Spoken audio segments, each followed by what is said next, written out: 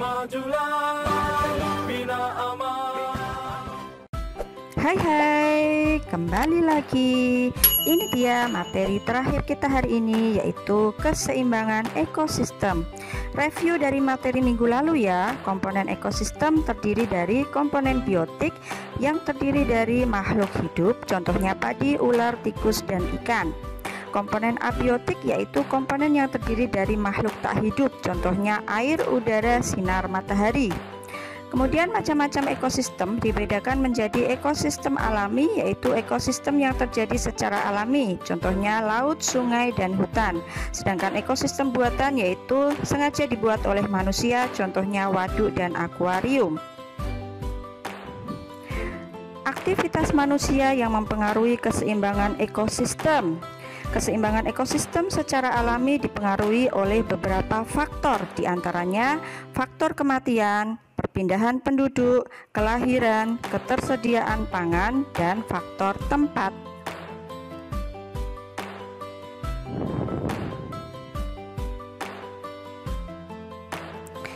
Nah, keseimbangan ekosistem dipengaruhi oleh akibat kegiatan manusia, contohnya adalah penebangan dan pembakaran hutan secara liar. Bisa diperhatikan foto berikut ya.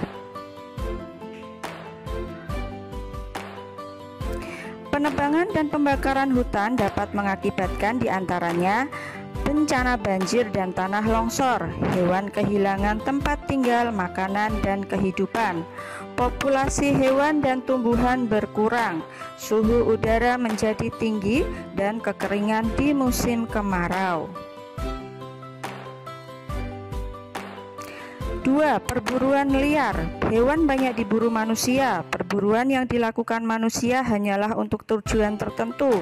Kegiatan ini jika tidak segera dicegah, maka akan mengakibatkan populasi hewan menjadi musnah. 3. Perusakan terumbu karang. Terumbu karang merupakan tempat tinggal bagi hewan laut. Perusakan terumbu karang mengakibatkan hewan laut kehilangan tempat tinggalnya.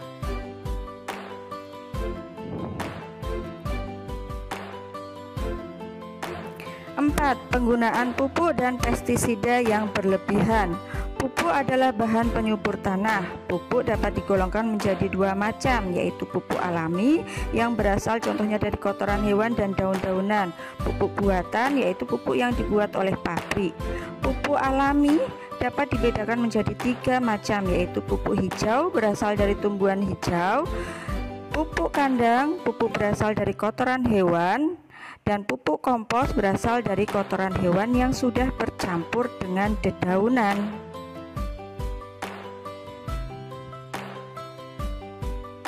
Pestisida adalah obat pembasmi hama.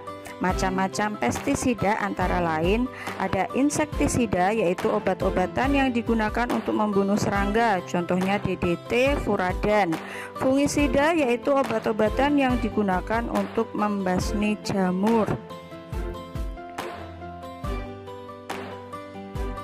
Penggunaan pestisida secara berlebihan akan mengakibatkan diantaranya hama menjadi resisten atau kebal terhadap obat, terjadinya polusi tanah dan air, dan perubahan jumlah konsumen dalam rantai makanan.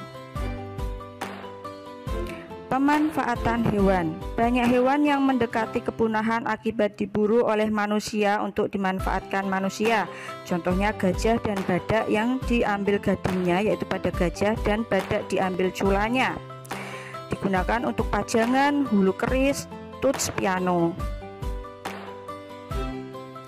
Harimau, singa, ular, dan buaya bisa diambil kulitnya. Kulit dimanfaatkan untuk pembuatan tas, sepatu, jaket, dompet, dan ikat pinggang.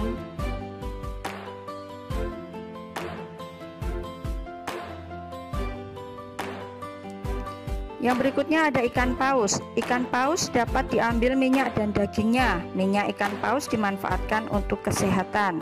Kemudian ikan hiu bisa diambil sirip, daging, dan tulangnya. Tulang hiu dapat dimanfaatkan untuk penyakit tulang persendian, dan minyak hiu juga diyakini untuk mencegah penyakit kanker. Nah, berikutnya pemanfaatan tumbuhan. Contohnya, pohon jati dimanfaatkan untuk bahan bangunan rumah dan perabot rumah tangga seperti kursi, meja, lemari. Pohon cendana dimanfaatkan untuk bahan kosmetik, minyak cendana, dan bahan kerajinan. Pohon gaharu dimanfaatkan untuk minyak asteri, dan pohon kemiri, biji kemiri dapat dimanfaatkan untuk minyak, pembuatan obat, kosmetik, dan industri cat.